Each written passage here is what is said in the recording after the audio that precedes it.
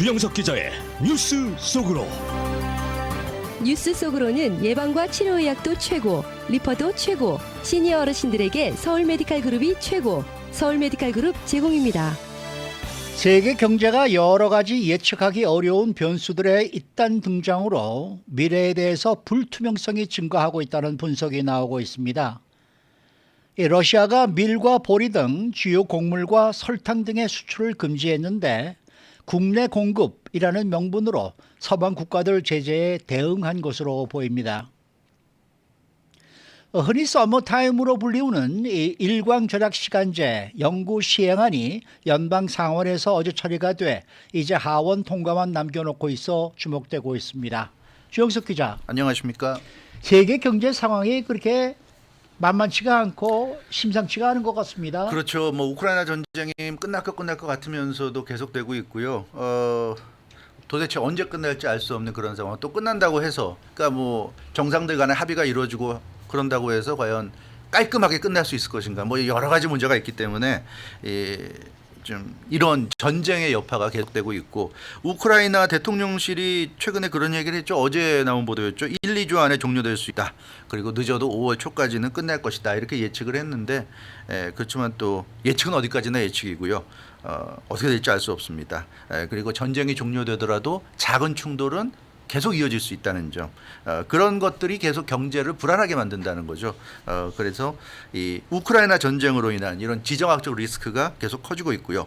러시아가 결국 그 수출 금지를 단행했죠. 그래서 그 곡물들에 대한 수출 금지를 단행했기 때문에 러시아의 수출 금지 조치에 따른 곡물 대란의 우려도 커지고 있고, 이제 연방준비제도가 조금 있으면 그 기준금리를 이제 인상하겠죠. 0.25% 올릴 것으로 지금 예상이 되고 있는데, 본격적인 이제 긴축의 시작이 이제 오늘부터입니다. 그래서 이게 과연 어떻게 될 것인가. 또 중국의 코로나19 봉쇄 정책, 지금 중국이 아주 심각한 상황이고요. 이런 여러 가지 점들이 지금 맞물리다 보니까 세계 경제가 보기 드문 불확실성 시대에 접어들었다. 이런 지금 전문가들의 진단이 나오고 있고 굉장히 지금 어수선한 그런 분위기인 것 같습니다. 네, 말씀하신 것처럼 우선 러시아가 곡물 수출을 금지하는 조치를 내렸는데 이게 또 파장이 어떻게 될지요? 예, 그렇습니다. 이 로이터 통신이 보도했죠. 러시아가 곡물 관련한 중대 조치를 발령했다. 이런 내용이고요. 미하일 미슈스틴 러시아 총리가 어제 곡물 수출 금지 행정명령에 서명했습니다. 그래서 이게 이제 확정이 됐는데요. 러시아 농업부, 산업통상부 등의 곡물 수출 금지를 명령한 내용입니다. 그래서 러시아가 생산하는 주요 곡물들, 밀, 보리 이런 곡물들과 설탕, 이런 그 아주 핵심 그 감미료들의 수출을 일시적으로 금지하는 그런 조치가 되겠습니다. 그러니까 러시아가 이런 조치를 내린 이유는 자국 내의 공급을 우선한다. 지금 그 전쟁이 계속되고 지금 미국을 비롯한 서방 국가들의 제재가 계속되면서 공급망이 굉장히 좀 불안해지기 때문에 러시아 사람들부터 밀가루, 밀, 그리고 보리, 설탕 같은 거 러시아 사람부터 다 공급하고 그 다음에 뭐 수출하든지, 이게 이제 러시아의 생각이고요. 수출을 꼭 해야 되는 거면 사전에 정부에게 반드시 물어봐라. 그래서 허가를 받고 러시아 정부가 사전에 허가해 주는 것만 예외적으로 수출할 수 있다. 이제 이런 내용이 되겠습니다. 근데 이제 러시아가 워낙에 곡물 생산량이 많은 대국 아닙니까? 그렇죠. 네. 그래서 밀과 보리, 설탕을 만일 수출하지 않는 조치가 이게 치러진다 그러면은 세계 경제에 상당한 파장을 줄 것 같아요. 그럴 수밖에 없을 것 같습니다. 지금 그 러시아는 우크라이나와 함께, 우크라이나도 세계적인 곡창지대 아닙니까?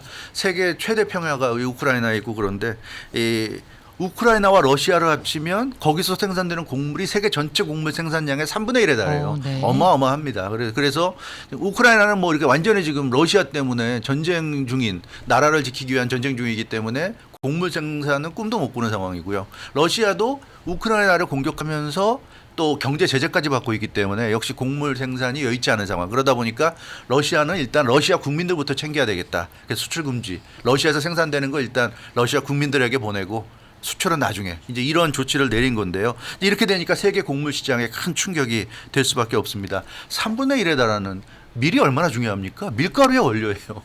세계인들의 주식입니다. 빵을 만들기 위해서는 밀이 필요한데 밀을 이렇게 3분의 1을 생산해내는 러시아, 우크라이나에서 생산이 안 되면 이건 정말 심각한 그런 문제가 될 수가 있습니다. 밀, 보리, 호밀, 옥수수 이런 곡물 수출이 6월 30일까지 6월 30일까지 한시적으로 수출이 중지가 됐습니다. 어제 그 서명함으로써 그 일단은 유라시아 경제 연합에 대한 곡물 수출을 중단했어요. 유라시아 경제 연합 EU인데 러시아, 카자흐스탄, 벨라루스, 아르메니아, 키르기스탄 5개 나라가 이제 그 대상인데 결국 이런 조치들이 일단은 5개 나라를 대상으로 한다고 그러지만 어찌됐건 다른 나라들도 마찬가지로 제한을 받을 수밖에 없기 때문에 아주 힘겨운 상황이고요. 설탕은 더 심합니다. 설탕과 원당 같은 경우는 8월 31일까지 수출을 금지했어요. 그래서 러시아에서 생산되는 설탕과 원당 같은 경우는 이제 8월 31일까지는 어느 나라도 수입을 할 수 없는 그런 상황이어서 이게 참 원자재 가격 인상 또 곡물 가격 인상 등의 상당한 좀 파장을 일으킬 것으로 보여집니다. 네. 러시아가 일부 곡물 수출 중단 조치를 내린 거는 뭐 물론 국내 시장을 보호하기 위해서다라고 이렇게 얘기는 하지만 네. 아무래도 서방 국가들의 조치에 대한 반발 아니겠어요? 네, 그렇죠. 지금 서방 국가들, 미국을 중심으로 한 서방 국가들이 러시아를 상대로 아주 강력한 경제 제재를 가하고 예. 있잖아요. 그래서 러시아도 상당히 힘들어하는 상황이고 오늘 뭐 이 국채 이자 지금 만기 돌아오는 거 지금 지급을 해야 되는데 뭐 어제 또 말씀드렸던 것처럼 한 달간 유예 기간이 있기 때문에 오늘 당장 뭐 부도 처리가 되지는 않을 것으로 예상은 되지만 참 아무튼 심겨운 그런 상황입니다. 그래서 러시아도 자국 내 식품 시장 보호를 위해서 러시아에서 생산해내는 걸 일단 러시아 사람들부터 공급받아야지 이제 이런 얘기가 되겠습니다. 근데 아무래도 그 이면에는 그래 너네들이 미국을 비롯해 너희들이 우리를 이렇게 힘들게 만들면 너희들도 똑같이 힘들어 봐라 이제 그런 좀 측면이 담겨 있는 것 같아요. 그래서 이 일부 언론들은 러시아가 이제 식량을 안보 차원에서 이용하고 있다. 그래서 곡물을 무기로 지금 활용하고 있다. 이 곡물을 가지고 세계를 공격하고 있다. 이제 이런 얘기입니다. 그 세계 곡물 시장에서 생산량이 3분의 1에 달하는 러시아와 우크라이나 곡물 생산이 쫙 빠지게 되면 이게 참 또 심각할 거예요. 그러니까 연준이 아무리 금리 인상해도 이렇게 되면 인플레이션이 내려갈 가능성이 좀 희박하지 않겠는가 이제 걱정이 되고 있는데 참 그렇습니다. 이게 빨리 우크라이나 사태가 평화 협상이 타결이 되고 좀 러시아에 대한 제재도 풀리고 그래서 세계가 좀 정상으로 돌아가야 될 것 같습니다. 네. 자, 연방준비제도의 금리 인상이 불러올 악영향에 대한 우려감이 커지고 있다. 예. 이런 소식입니다. 예, 그렇죠. 지금 세상이 이렇게 돌아가다 보니까 이런 상황에서 과연 금리 인상하는 게 올바른 것인가 어제도 말씀드렸다시피 굉장히 좀 걱정들이 많이 되고 있어요. 물론 오늘 주식시장은 폭등세죠. 굉장히 이 주식시장 같은 경우는 어제부터 이제 좋은 분위기를 이어가고 있는데 연준이 오늘 예정대로 이제 0.25%포인트 금리를 인상할 그 계획이고요. 그럴 경우에 어떻게 될 것인가가 관건입니다. 연준은 오늘 인상을 이제 시작으로 해서 본격적인 양적 긴축에 이제 들어간다는 그런 방침인데 문제는 안 좋은 것도 안 좋은 거지만 예측하기가 어렵다는 거죠. 불확실성이 크다는 겁니다. 안 좋더라도 우리가 예측이 가능하면 경제라는 건 예측이 가능하면 견뎌낼 수 있고 계획을 세울 수가 있는데 어떻게 될지 모르겠다. 우크라이나 전쟁이 도대체 끝날지 안 끝날지 끝나는데 언제 끝날지 알 수가 없고 끝나고 나서 경제가 어떻게 될런지 러시아의 이런 뭐 곡물 수출 금지 조치가 어떻게 될런지 불확실한 게 너무 많은 거예요. 그렇기 때문에 여기에 연준이 또 금리 인상까지 네. 단행하면 불확실성을 하나 더 추가한다.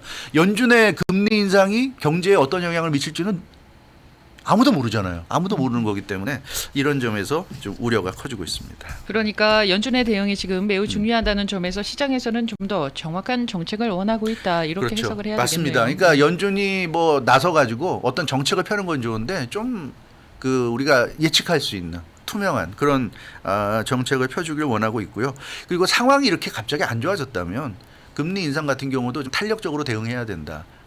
이 물가가 워낙 높기 때문에 금리 인상을 통해서 물가를 잡는다는 그런 기본 방침은 뭐 당연한 거겠지만 그러나 지금 상황에서 과연 금리 인상을 한다고 해서 인플레이션이 잡힐 것인가? 인플레이션은 그대로인데 경기 침체만 더 가중돼서 소위 얘기하는 스태그플레이션이 오는 거 아닌가 이런 걱정들이 있단 말이에요. 그러면 연준이 그런 걱정을 좀 덜어줄 수 있는 그런 면모도 좀 보여줘야 되지 않겠는가. 그래서 연방준비제도의 리더십이 이제 정말 심판대에 올랐다. 그냥 고직스럽게 금리 인상만 과연 강행하는 게 올바른 길인가. 과연 금리 인상을 계속한다고 했을 때 인플레이션이 내려갈 것인가. 이거는 좀 생각해 봐야 될 문제입니다. 그래서 연준도 어제도 얘기했다시피 아마 그렇게 무리한 어떤 금리 인상보다는 일단 오늘은 인상을 하지만 그 다음부터는 상황을 좀 관망하지 않겠는가. 네, 그런 예상이 좀 많이 나오고 있는 것 같습니다. 네. 금리 인상에 관한 얘기는 뭐 지금부터 약 한 2시간 후면 이제 발표가 될 것 나오게 같은데 그렇죠. 과연 어떻게 될지 정말 귀추가 주목이 되고 주목되죠. 있습니다. 네, 그렇죠. 네.